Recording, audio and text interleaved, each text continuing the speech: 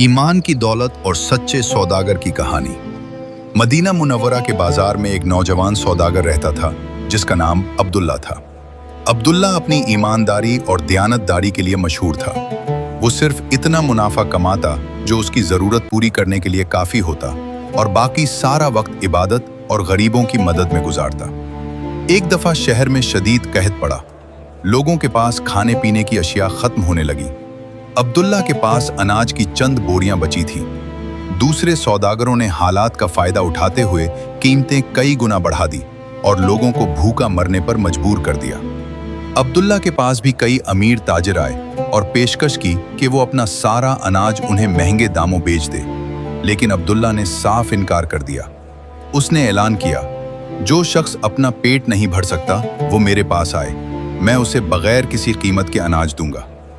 ये सुनना था कि लोगों का तांता बन गया। चंद ही दिनों में अब्दुल्ला का सारा स्टॉक खत्म हो गया।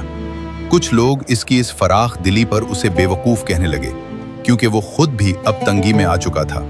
लेकिन अब्दुल्ला का ईमान डिगमगाया नहीं। वो रातों को उठकर अल्लाह के हुजूर सजदा रेज होता और दुआ करता, ऐ मेरे रब, मैंने जो कुछ किया सिर्फ तेरी रजा के लिए किया, अब तो ही बेहतर रिस्क देने वाला है।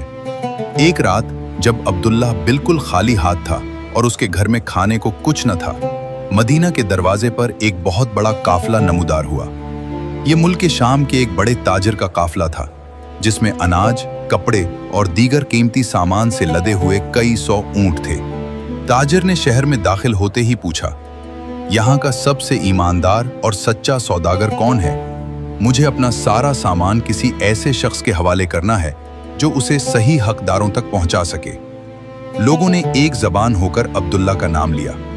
वो ताजिर अब्दुल्ला के पास पहुंचा और कहा, मैंने ख्वाब में देखा कि एक बुजुर्ग मुझे हुक्स दे रहे हैं कि अपना सामान मदीना में अब्दुल्ला नामी शख्स को दे दूं। मैं अपना सारा कारोबार तुम्हारे हवाले करता हूं, तुम इसे फरोख्त करो और मुनाफा में से अपना हिस्सा ले लो। अब्दुल्ला की आंखों में आंसू आ गए। उसने अल्लाह का शुक्र अदा किया जिसने उसके सब्र का फल उसे इस दुनिया में ही दिखा दिया।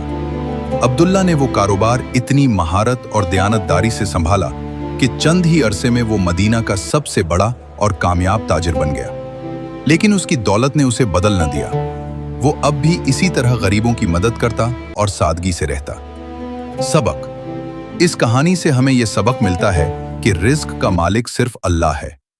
जब हम अल्लाह की रजा के लिए दुनियावी नुकसान बर्दाश्त करते हैं तो अल्लाह हमें इसका बेहतरीन नेमुल बदल अता फरमाता है।